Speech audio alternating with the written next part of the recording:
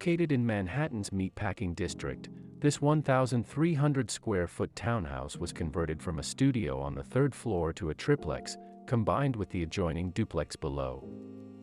This triplex townhouse consists of a garden-level living room, a master bedroom suite on the third floor, and a kitchen and dining area on the entry level.